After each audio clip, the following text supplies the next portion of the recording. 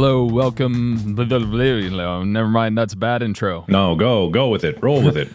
Welcome, elegant listeners, to Go, my favorite sports team, your favorite sports podcast, the one that's been covering all of the winter phenomenon that's been happening around the world with giant piles of snow, which is why we've been covering snow sports so much. But today we're taking a break from it. But anyway, I'm Tyler Scheid, and I'm your sports master, your balls and holes king, and I'm joined by the ever illustrious Mark. Hi. What? I was saying your last name this time. Markiplier. Oh, I said Mark. I'm Markiplier. I'm never mind. Markiplier. It's Markiplier. Markiplier. Markiplier. Markiplier. Oh. So how you doing, Mark? No, you got to reintroduce me. I'm not gonna speak unless you speak my true name. Yeah, I'm joined by the ever beautiful Markiplier. Yeah, I was kind of hesitant on that, but I'll take it. Hello, everybody. Welcome back to another episode of Go, my favorite sports team. Today we're going What? I was just devolving into my typical Let's Play spiel whenever I do some random Let's Play. Oh. But, you know, I like to think of this a little bit higher brow than that. We do our research here, and I say we very, very loosely. I do not do my research. Tyler does his research, and then I learn the research, and therefore we do the research. Yes, we very much study heavily everything that we decide to talk about, especially ice hockey. You know, that was the most research ever done, and the most thorough primer you could ever imagine. Are you ever going to go back to that just to prove them wrong?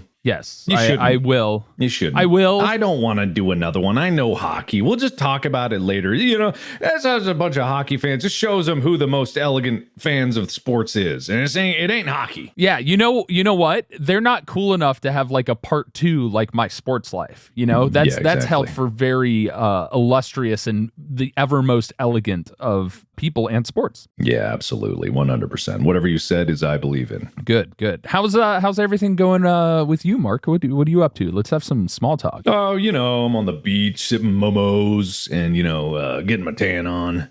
I call it my tuh. I'm getting my tuh on. Your tuh? Yeah, my tuh. I'm tanning my tuh out in the sun on the beach with momos. That's for mimosas, but it's virgin momos. Good, because because you can't drink. That'd be bad for you. Mm-hmm. Yeah, I'd be very concerned. Thank you. No, I'm busy all the time for everything because I'm making a movie. Yeah, and recording for Distractable and recording for Go. We don't mention that podcast here. Oh, right. We don't talk about those idiots over there. The Neanderthals. Yeah, those barbarians over there. They just grunt into a microphone for an hour and they call it a podcast. We do the hard-hitting reporting of the hard-hitting sports.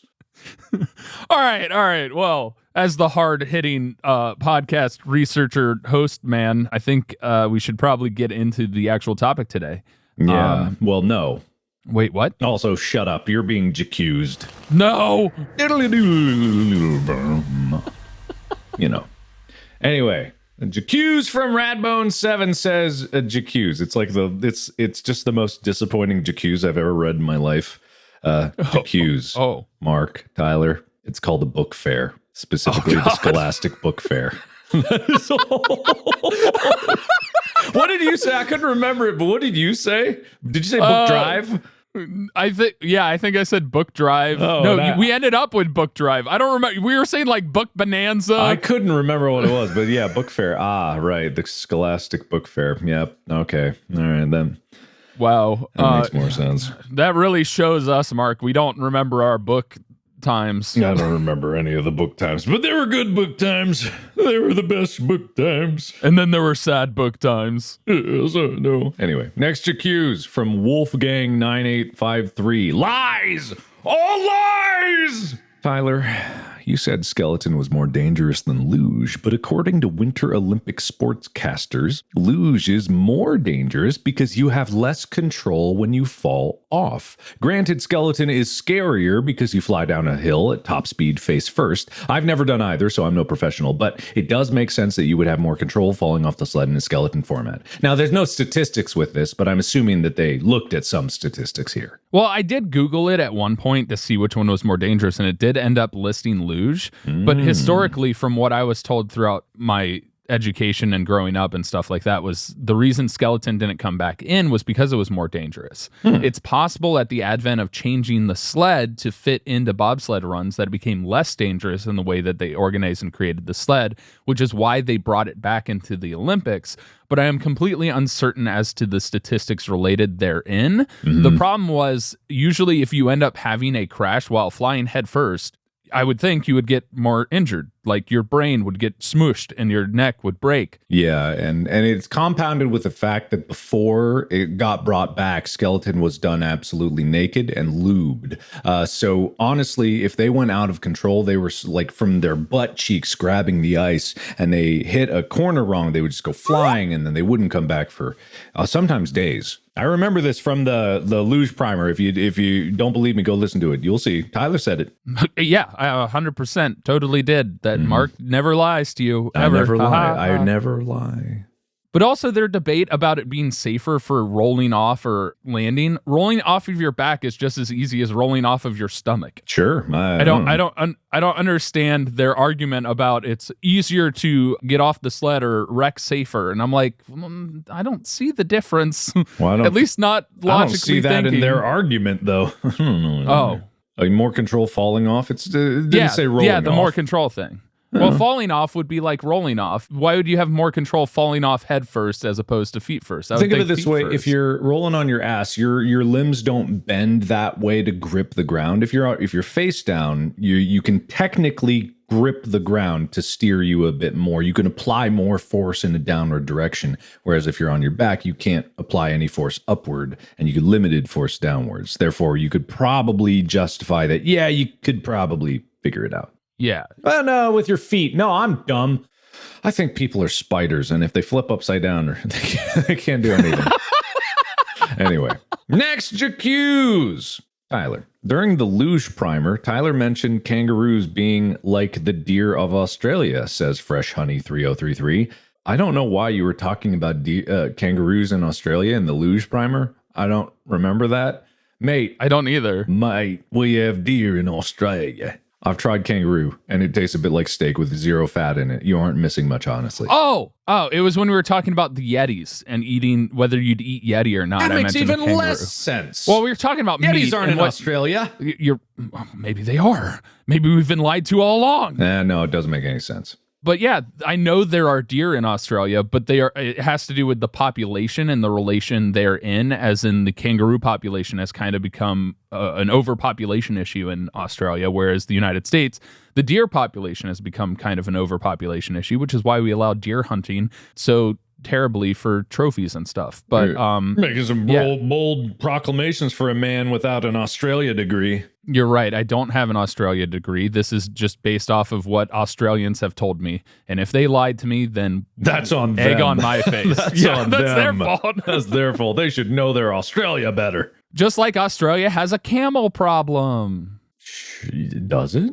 Yeah. Remember the people brought over camels to traverse the outback and then let them go thinking they'd die. And then they started reproducing. And then now there's a camel problem in the outback because they're not native to Australia. And so the camels reproduce, and there's just these giant camel herds in the outback that are a problem. How egotistical for humans to say that camels are a problem just because they like to fuck. That was not the direction I expected you to go, but all right, that works. Just I guess rabbits are a problem too. Human egotism. Anyway, that's the end of the JQs. All right. Well, those were some hefty JQs. I was so unprepared to speak about animals and falling off of sleds. We got him this week, ghosts. We got him. All right, well, let's get into the topic because St. Patrick's Day is coming up. And you know what St. Patrick's Day brings? No. Celebration. For fun. What? For what? I don't know. A lot of people in the U.S. just drank. Is it just a holiday about like Irish culture? Because if it is, it's definitely leans heavily into stereotypes as far as the celebration goes. I don't know how the average Irish person thinks of leprechauns, and pots of gold and all that, but that's all I've ever seen of it. I don't know if there's like some big core principle of it. Well, I mean, it celebrates the arrival of Christianity in Ireland and celebrates the heritage and culture of the Irish in general. That's the whole point of it. Okay, the more we know. All right, that concludes this week's episode. You now know everything you need to know about St. Patrick's Day. Listen. Do you have a degree in Ireland? No, I don't. Maybe we should have had Sean come on and talk about this. No, what does he know? He doesn't even live there anymore. Anyway, apparently the celebrations involve parades, festivals, wearing of green attire and shamrocks and stuff like that. But it's basically celebrating the patron saint of Ireland, which is St. Patrick. Okay. So that's why St. Patrick's Day exists. In the U.S., it's an excuse to go out bar hopping, drink green beer, and make leprechaun traps in elementary school. Oh, what? Did you not do that? No. We went to the same elementary school for at least part of it. I started out in a private school for a little bit. Oh, well, yeah, we, in kindergarten and like first grade, we made leprechaun traps. Terrible. I know. How dare you? It's very American. Did you catch any? No. Well, that wasn't a very good trap then. Well, maybe they weren't hanging out because they're smarter than every trap. Nobody caught any. I got a chocolate gold coin though. It left me a candy. Maybe you just made a bad trap. Why would it leave you candy if it was like you failed to catch it? It was like, oh man, they tried to catch me and kill me. Might as well give them a consolation prize. Here's a chocolate. Because let's be honest, the teacher put candy in all of our boxes because we were made out of shoe boxes. What? No. Anyway, to the actual sport that I wanted to talk about. Yeah, right. We're going on about Ireland, everybody. Why do they make the river green in Chicago? Because they like to pollute. Does it actually cause a lot of pollution? I mean, I'm sure they use a chemical that thing putting in water, so I'm sure it's like considered a safe chemical. But like, yeah, right. Yeah, I'm sure. Tradition started 60 years ago. Definitely, they just picked from the safe chemical bucket. I'm literally Googling Chicago. Oh, the dye used is food grade, and it's also used in medicine as the colorant for. What? Hold on. It's the colorant for antifreeze as a trace. EPA found that the concentration used in the Chicago River is completely non-toxic, reads a statement from the EPA, as per Niche Canada. Yeah, to humans. Who cares what it would do to anything else out there? But, to humans, it's fine. Apparently. Yeah. Anyway, not to throw slander on Chicago, but we're going to talk about sports, particularly Irish origin sport. Oh. Do you know any sports that originated in Ireland, Mark?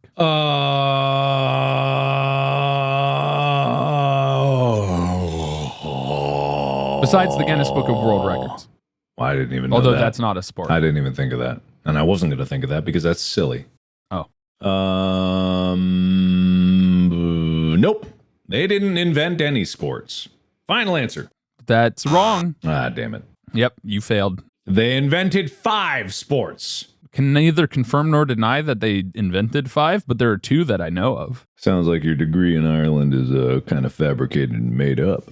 Well, one of them is Gaelic football, which is not what we're covering today, but the other one is more fascinating, called hurling. I don't know. Gaelic football sounds much more fascinating than hurling. If I'm just going to go based on the name basis, you can't make such a bold proclamation that one sounds fascinating when the other is Gaelic football. Well, Gaelic football is very similar to like rugby and other stuff, so it's got a lot of similarities to other sports. Hurling, however, is very unique. Okay. And hurling happens to be the national sport of Ireland. Oh, really? Yeah, I'm just confirming this. Man, you do not One sound of 2 confident. national sporting games of They Ireland. can't have 2 national sports. What is this? Well, they're Ireland. They do things their way, which I can appreciate. I mean, most places do things their way, so I don't know if that's as much praise as you might think it is, but I'll allow it. All right. So based on the name, what do you think it is?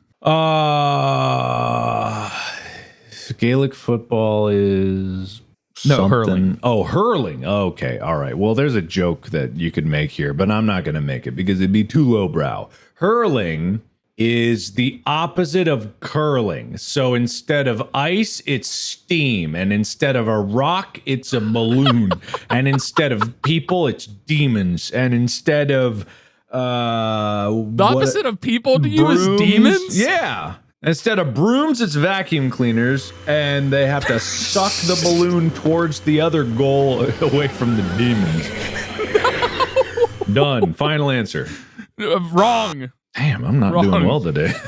All right, well, I'll give you a brief overview. All right. It's an outdoor team game of ancient Gaelic Irish origin. It's a team sport where players use a stick with a flat end to hit a small ball into a goal. This sounds like lacrosse. Sort of, but there's no net.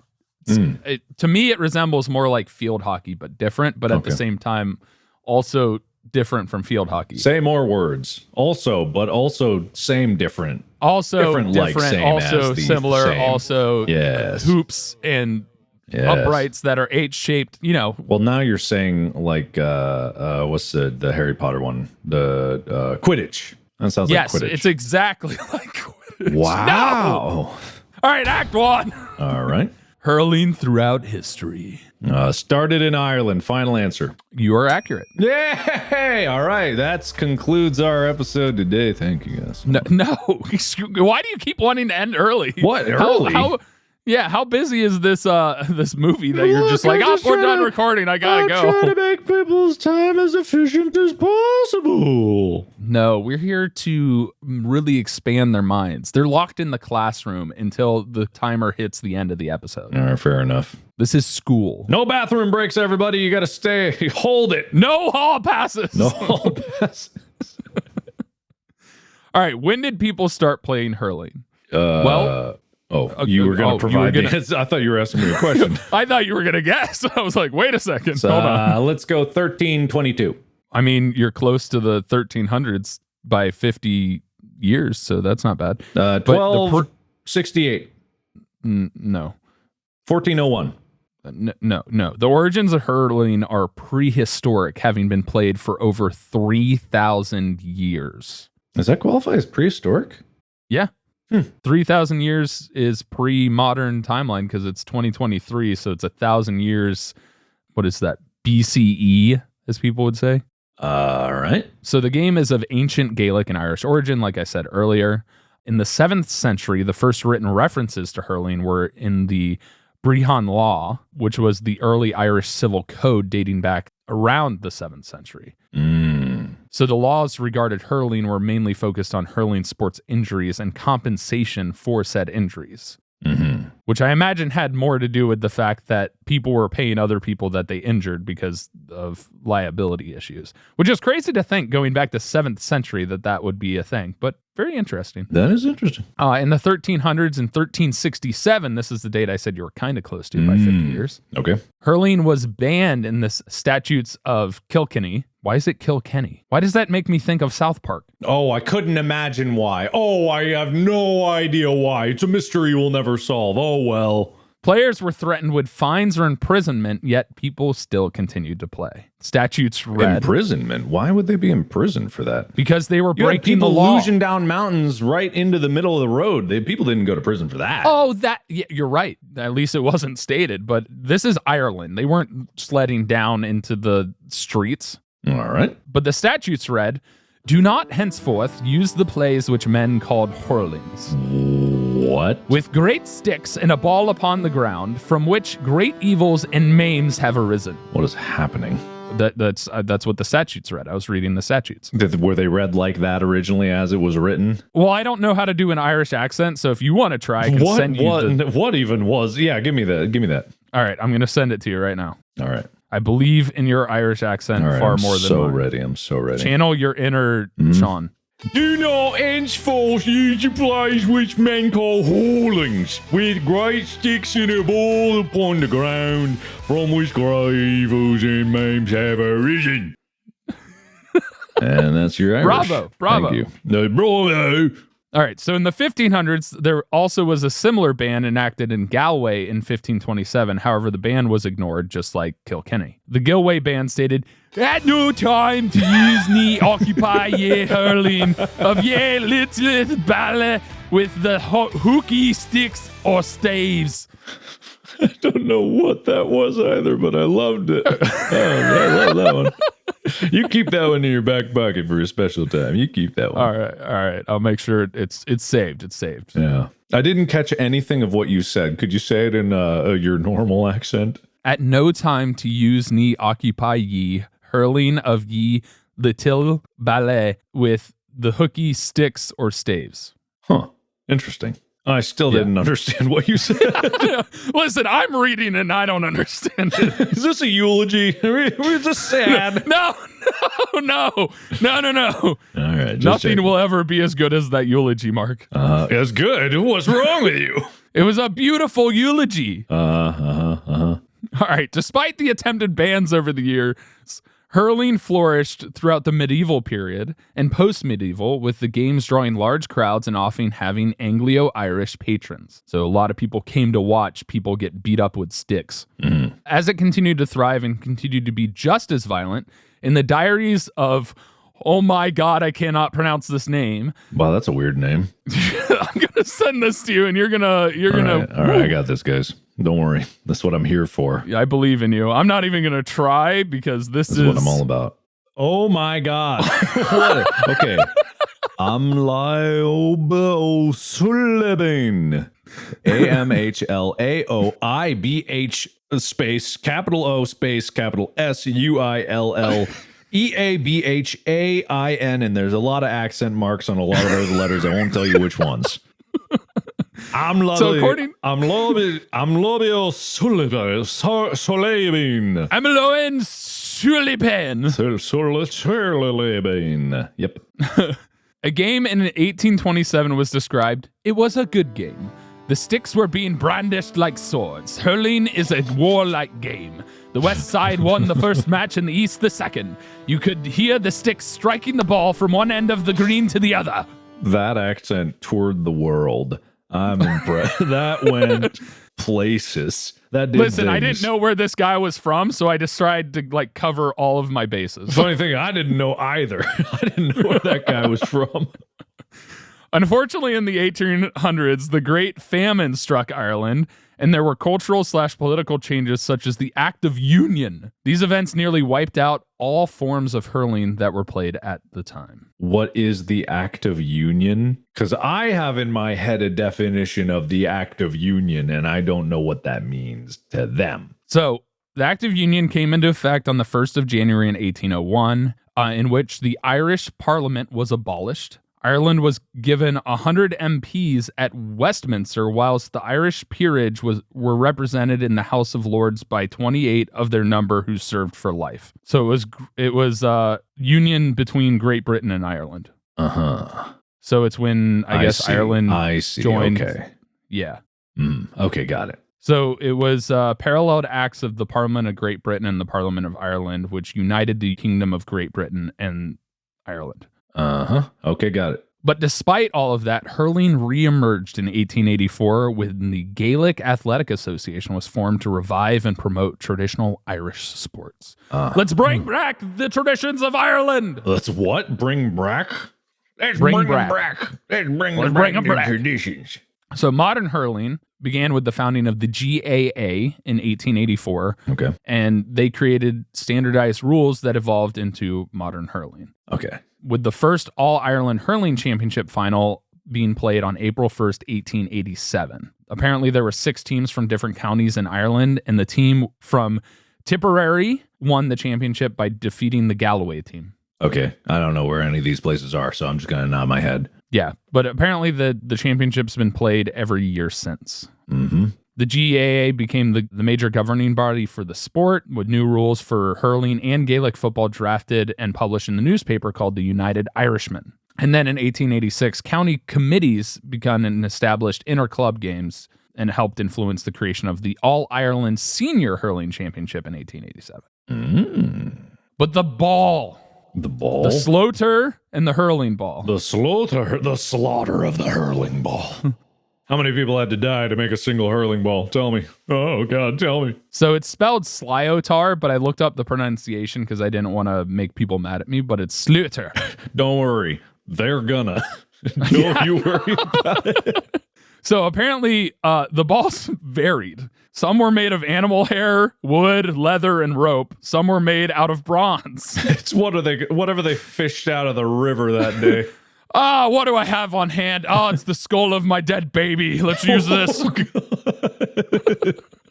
Interesting. Well, Greg, are you sure this is it might get damaged? It's fine. All right. Some say the name of the bomb came from Irish names for mountain and a cross, which was Slibba and Thar. Except it's probably Tar. I don't have pronunciations for these. I don't know why I didn't don't have opinions either on your pronunciations, but how dare you? Or great job. So apparently it's based on the story of this is not your episode. Q Chilane hitting a silver ball across a mountain. These early balls had no regulations for weight, size, or materials, so they really varied. So they could have been baby skulls. All right, so you heard it first. Tyler said this sport was played with baby skulls exclusively. And he stands by that. It doesn't matter how much you accuse him. He's going to stand by that. He's got a degree. I wish I had a Gaelic degree. I do not. The standardization of the modern ball is credited to Ned Treston from Galway. He went to a saddler to make the ball that was used in an 1886 hurling game he played in, and that ball became the prototype for all others thereafter. It was heavier than modern ones and had some drawbacks due to the materials it was made of and poor manufacturing. The ball would get soggy and misshapen when it rained because it was leather. It was also brown, which made it really hard to see. Because it's muddy grass. Ireland gets a good amount of rain. Great. But the modern design was created by Johnny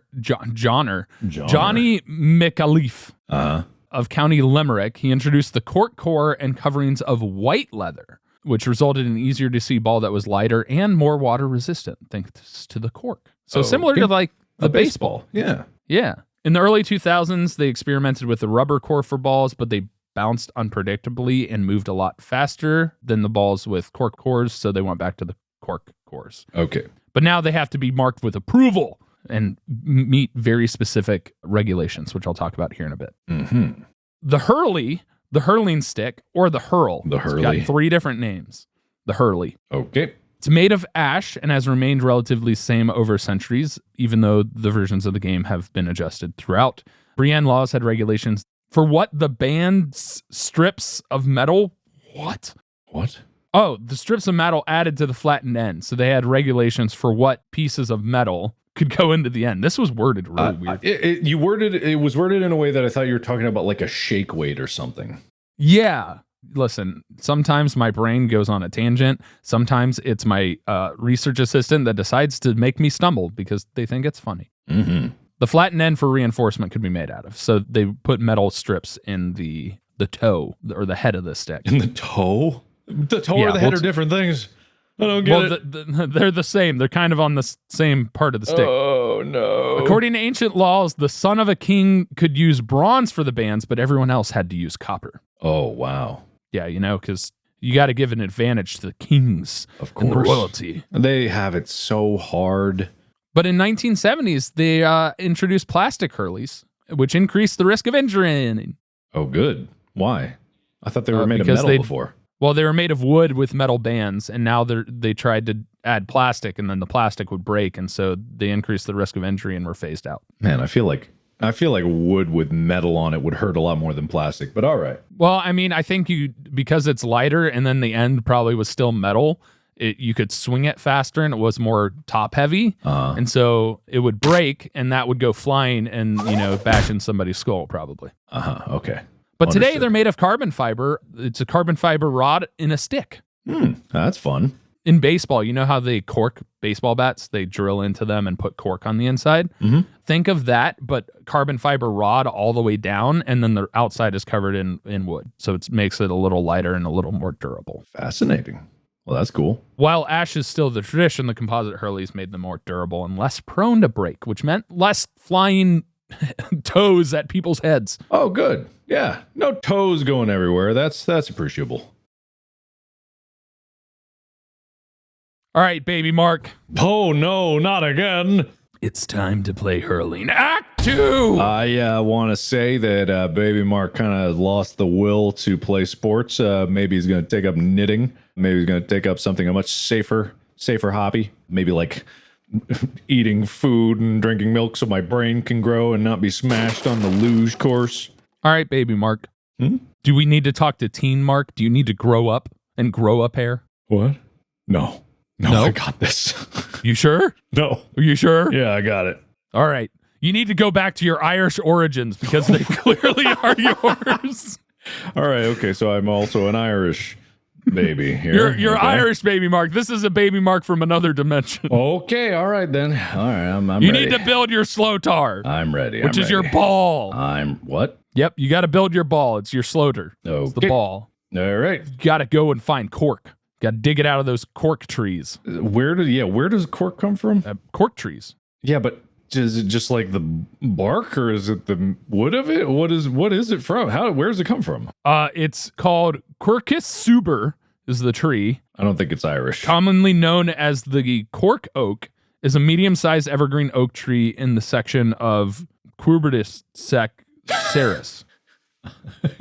Good to know your scientific names are just as good as your Irish names are. It is native to Southwest Europe and Northwest Africa. Okay, either way. All right, I'm going to chop down a tree. That's fine. That's better than blacksmithing my own frame with knives. All right, now you got to get old Betsy and Skinner because you need leather. Who's old Betsy? Grandma? Grandma, I'm sorry. No, I got it's the cow. It goes moo moo. Huh? What? Oh, You got to get your white leather. Right. All right. Looking for a white cow specifically, or can it be any cow and I just like bleach it? Your decision. All right. I'm dipping a cow in bleach. All right. I just did what I was told to do. All right, you got to make sure that the mass is between 110 and 120 grams. Oh, this one was too heavy. Gotta dip another. No, this is the ball, not the cow. Oh, the ball. Okay. All right. I'm just a baby. You just dipped a baby cow in. Mark, no. I needed it lighter, but whatever. I guess we're having veal tonight. I can't undip it. Well, you don't want to eat it. The bleach is very toxic. It'll be fine. It's like the Chicago River. Yeah, exactly. It's food safe. It's food safe. Food safe bleach. All right, I got my cork and I got my leather. All right, the rib height must be 2 to 2.8 millimeters. Well, this cow's ribs were too tall. I'll get another. That poor cow. Yeah, there's a rib pun. So, yeah, the ribs are like the stitchings. So I got to stitch a cow before I dip it. Got it. Yeah, so the rib height must be 2 to 2.8 millimeters and width of the stitchings be 3.6 to 5.4 millimeters. Okay. The leather cover can be 1.8 to 2.7 millimeters and laminated with a coating of no more than 0.15 millimeters. That's a really thin coating. But you must make sure that the diameter of the ball is between 69 and 72 millimeters. Okay. Aim for the 69 because it's nicer. Why? I'm a baby. I don't get it. What's that about? Ask your parents. I'm an orphan. They died in a horrible luge skeleton combo accident. Well, guess you got to commune with the dead. Call upon your demons. Okay, I'll just make a sacrifice with this cow here. I need your blood. All right, now you need to build your Hurley. Huh? All right. This is your stick. Okay. This is your weapon of choice for bashing in the brains of your competitors. Wow. All right. I'm not a monster. Well, you're communing with the dead, so... No, that was your idea. Oh. Well, you need ash wood, you need polymer fibers, you need steel, and you need carbon fiber, and you need polyurethane tape. Man, You got all those? Yeah, let's say yes. Let's just go ahead and say I got them. You got to go to the hardware store and get all these things. No, I got a better way, Coach. I just killed this other hurler, and I took their stick. Well, make sure it's between 18 and 38 inches long. Oh, it's too long. I gotta kill another. Come here, I'm a baby. You lower your defenses. Apparently, this dimension of baby Mark is a serial killer. No. It's what is it? It's nurture, not nature. I was forced to do this. All right, your components. You got the top of the handle, which is the top part of the Hurley that you grip. So it's got kind of the grip tape. It's just above where it like flattens out and becomes like this toe shape this circular shape, you know, kind of like think like a hockey stick, but it doesn't jut out and stick that. It's just kind of like a ball that's focused on one side. So it's a big soup ladle. Yeah, but it's instead of it being like centered, it's like off to one side. It's like it's like a golf club. Yeah, there you go. That's a better description. Yeah. All right, so you grip the handle just below the top, where that head is and where the toe is. The toe is the part that sticks out. You know, the middle of the handle, this is the part where also the gripping position and the ready position. That's your second hand. Both parts can be taped. More often than not, only the top part is taped. The bass, or the rounded end of the hurler, makes contact with the ball. So that's that top part. The toe is the one that sticks out to the right of the band that assists with the jab and roll lifts, which is a technique where you like scoop the ball and jab it and, you know, throw it in the air to get it past defenders. Okay. You've got the he, which is the edge on... Yeah. HEE, the edge on the left of the band used to increase and heighten the ball when struck on the ground. So it's kind of like that bottom edge, like the top of your stick, and it kind of juts out to it kind of makes that spoon kind of look. And then the bands in it, which goes across the toe, is used to strengthen the stability of the bass and hurlers, because if not, that little toe part tends to break off. Okay. Which is terrifying. I mean, not to me. All right, now you need your hurling gear. These are like hockey masks, but no plastic. It's all metal. And they are like full contact because, you know, it's like American football. You full head-on collisions and hitting each other. Sure. You know? That's why it's violent. Love that. You're only required to wear a helmet. No other padding is required. Okay. That's kind of cool. So they have to be worn by all players, and they must have a face guard that hasn't been modified or tampered with. So it kind of looks more like a hockey mask. You've got like bars up and down all across the front, but it's not plastic like a lot of hockey masks today. Ice hockey masks are plastic in the front for protection. These are just metal cages. Okay. Think like face mask for football, but also in front of your forehead and eyes so the ball doesn't fly in and get stuck in your helmet. So it's like a big fencing mask, but only from horizontal lines? Not as tightly knit as a fencing mask. Okay, got it. Think like a roll cage. Okay, got it. Gloves you can wear, but you're not required to help prevent injury from the hurleys, as a lot of times, you know, your hands are going to get hit by both the ball and other people's sticks. Now you got to find a pitch, which lucky for you, you only have to find a rectangular field that's 145 meters long and 90 meters wide. 100 and what? Wait, what? 145 meters long and 90 meters wide. That's huge. No. They're all over the place. Fields, they're always that size. It's pretty standard. Okay, all right then. Why does it must be that big? That's the dimensions of the field that you play on. But why? For regulation purposes. Whose? The GAA. I see. But for what purpose? Does the ball go far? Yes. I it's see. for more collisions. Okay. You also have to have H-shaped goalposts. H-shaped goalposts on each end. Oh, shaped like an 8? Shaped like an H. Oh, okay. An H. H. H. For hurling. H? H. Okay. All right. We got there, everybody. I know you were stressing at home, but we got there. And the pitches are grass, and this field is also used for Gaelic football. But the H-shaped goalposts are important, that they are 20 to 23 feet high, and a crossbar with a net under it. So like the goal underneath it, and then you have the goalposts above. So it's kind of like a soccer goal, but then it's got above goalposts too. Okay, got it. So how you play, you got to hold the hurley. My stick. Yes. And there are three main ways to hold it. Okay. The lock, which your dominant hand should always be placed at the top of the handle and be used to power your swing. Okay. Whereas your non-dominant hand is placed directly below your dominant hand in a lock position. So your hands are like touching each other. Okay. And it's used to control the direction of your strikes, and your foot placement should be the reverse of your hand placement.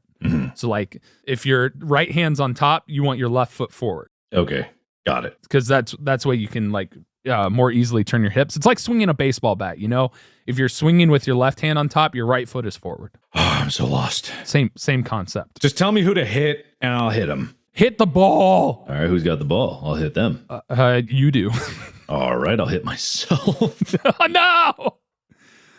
All right, you stand with your feet shoulder width apart with your dominant hand holding the hurley on the top and your non-dominant hand, this is the ready position, and your non-dominant hand holding the handle further down nearer to the base.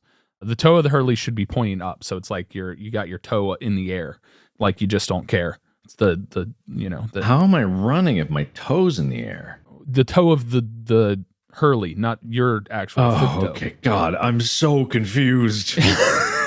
Listen, it's the language. It's not my fault. Okay. Then there's the lifting technique, which is another way to hold the hurley. And you place your non-dominant foot alongside the ball, and you bend your knees and back to bring your head up over the ball. And the toe of the hurley should be pointing away from your body, so pointing forward. I have a question. Yes. I have a question about all of these sports, quote unquote sports, right? Yeah. Why is it fun? Because it requires skill and competition. No. That's not what I'm saying.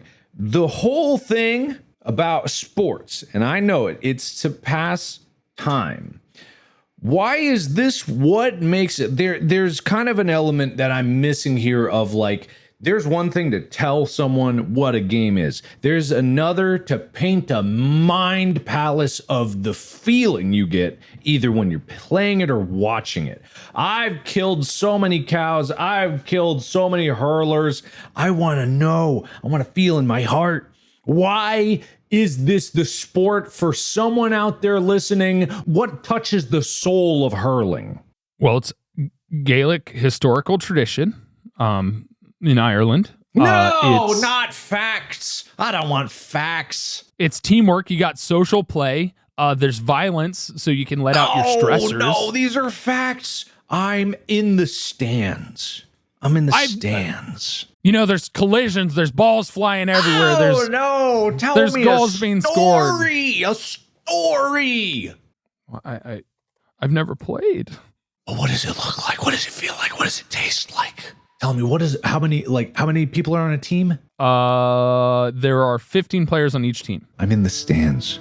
It's young baby me with a tiny plastic toy hurley stick in my palm. All right. And I'm looking out. No, I'm telling you now. You had your chance. It's my turn. Oh, okay. I'm looking out at the field, and I don't know much, but I do know that my parents are excited, and therefore I'm excited. The crowd feels it. They rumble with anticipation, waiting for the match to start.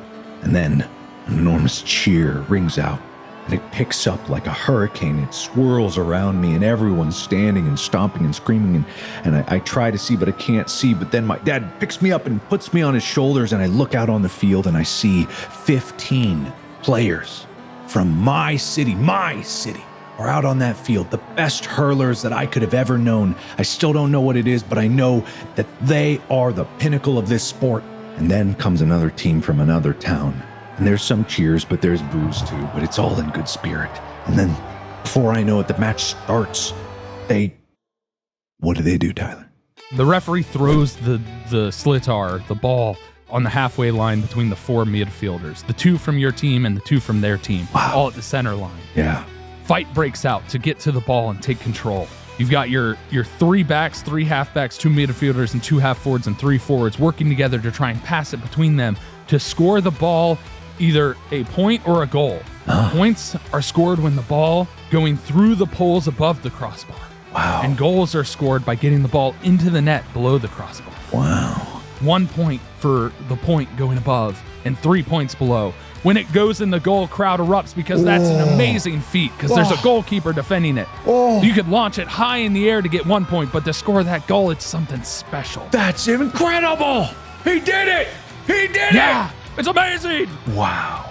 Now that the goal is scored, there's a puck out where a player, usually the goalkeeper, will strike the ball back into play with the hurley from the front of the goal area, the square in front of the H. Oh, wow. He threw it so far. Both teams must battle for possession of the ball once again, once it's back in play, to get control and to be able to pass it to score another point or to score another goal. The overall winner is determined by the total number of points scored, calculated by adding the point values and the goal values. Obviously, the 1 point and the 3. Obvious. I look up at the big board and I see the numbers. I don't know how to read a clock. I'm like, how much time is left? Inter-county matches are 70 minutes, 35 minutes per half, and all other matches are 60 minutes, only 30 minutes per half. Oh, and then I look up to my dad. I'm like, of course, we're in the county lines. It's a 70-minute match. There's only 15 minutes left. It's tight. It's a close match. All your team needs is to score one more goal to take the lead because they're down 2. Jesus Christ. They dribble the ball. The man uses a frontal block to prevent the other team from scoring, sticking his stick in the air. Then he hooks it, traveling behind another opponent to his teammate. There's a shoulder clash as both guys collide. Good thing they have helmets. A big ground flick to launch it really far towards a teammate to try and get possession downfield. Oh! He bats it overhead, over the head and down, and it bounces off the ground and into the goal with 1 minute left. Oh! Of course, as he follows through on the bat swing, it nails your least favorite player on the other team in the head. Yes! He's probably dead! Known as the double whammy. Oh my God, is that more points? No, Okay, it's fine. but you're still worried because you want to make sure the guy's okay. Nah. See, now I have a picture of it. Now I feel it. I feel that, the ebb and flow of the energy. Ooh, that's the stuff. Now I can feel hurling. Yeah. And with all these beers baby me's been chugging, I want to hurl. Oh, you're gonna hurl all that green beer from St. Patrick's Day. I had to get a hurl joke in there somewhere. I couldn't have done this episode without it. Yeah. There's so many techniques for how to control and move the slow tar using the hurley, but ultimately there's a lot of different ways. Scooping it off the ground, slapping it when it's in the air, catching it with your chest and securing it against your body is allowed.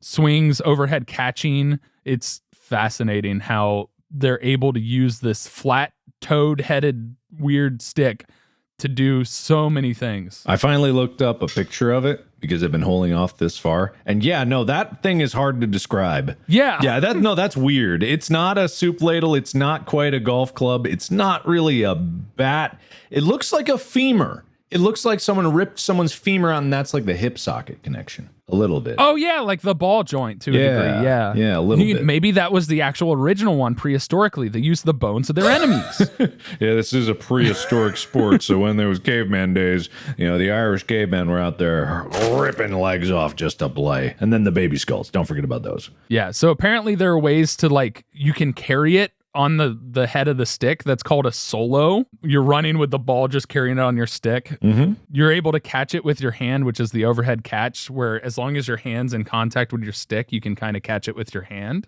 Mm-hmm. And then obviously lifting it off the ground and launching it in the air is a huge part of it, which is why a lot of injuries happen from the ball being slid into you.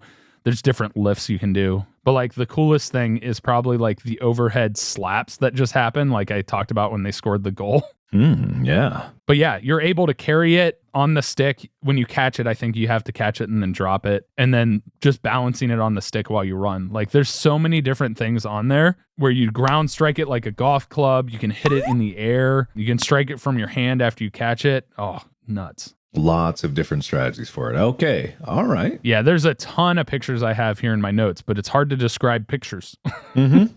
But that's okay. We can paint a mind picture with our words. Exactly. Yes, exactly. You can even hit people. The hook is where you hit somebody and hook their body. Oh, great. Cool. Trip them. That's legal in this game, whereas in hockey, that's an illegal move. I love this game. Shoulder clash, just running and shoulder checking them. Great stuff. Excellent. But yeah, I like the two ways to score it. It kind of brings in the elements of American football, except the goal is 3 points, going under is 3, whereas over is 1. In football, scoring it over the uprights can be 3 points or 1 point, depending on whether it's an extra point or a field goal attempt. So yeah, it's cool. There's some interesting point similarities. I wonder if American football grabs some stuff from this. I mean, maybe. Well, there's been huge influences in America from all over the world, so I would not be surprised. Yeah. Maybe Gaelic football, when we get to talk about that, will bring into possible concepts to why American football developed the way that it was. Because Gaelic football, from what I have looked at, looks a lot like rugby, but a little different. Gotcha. Well, interesting. Very interesting. So for those of you out there, that concludes the hurling primer. Mm-hmm. But if you want to try it, St. Patrick's Day is tomorrow, the day after this episode airs. So be sure to check out some hurling games. I hear there's some places in the U.S. that actually have traditional hurling matches. There's apparently a All-Ireland Clubs final of hurling at Croke Park in Dublin. Wow. There's also one that is the Butte St. Patrick's Day hurling match that takes place at, what is this college? It's a weird college. A weird Montana college. Technical University. Okay. In Butte, Montana. So apparently, it's played in various different places around the world as well to celebrate St. Patrick's Day and Irish tradition. So be sure to check it out. It's really fascinating how they developed this sport and made this unique stick that I imagine influenced a lot of other sports, because field hockey has like a curled bottom. So like if you cut a piece out of this, hockey obviously sticks out like an L shape. I wonder how much this influenced so many other sports, because this dates back to prehistoric times. I don't know. You keep saying prehistoric. I think when you say prehistoric, I think dinosaurs. And I'm like, I don't think this was being played during dinosaur times, but maybe, considering they had to rip the bones of things. All right. Defining prehistoric. Relating to a time before written records. So it could still very well be prehistoric, before written records. I mean, I don't know when's the earliest written record. I don't know, but also we probably don't know because the Library of Alexandria was burned down. Yeah, we know some things though. When was the first written record? The first written record date back a little more than 5,000 years ago in ancient Sumer. Earliest Sumerian records were made using reeds cut at an angle to make wedge-shaped cuneiform marks on clay, which was then baked hard. Many of these clay tablets survive today, and scholars can still read them. So, it's not prehistoric. Get out of here. Well, it's ancient. It is ancient. I'll give it that. So, anyway, go enjoy hurling in the sport fashion, not the other way. Drink responsibly on St. Patrick's Day, if you can drink. Or not at all, if you don't mind. Yeah, that probably smart. Totally fine to be sober. It's a decent life to live, but also no judgment for whatever you want. It's your life. Do whatever you want.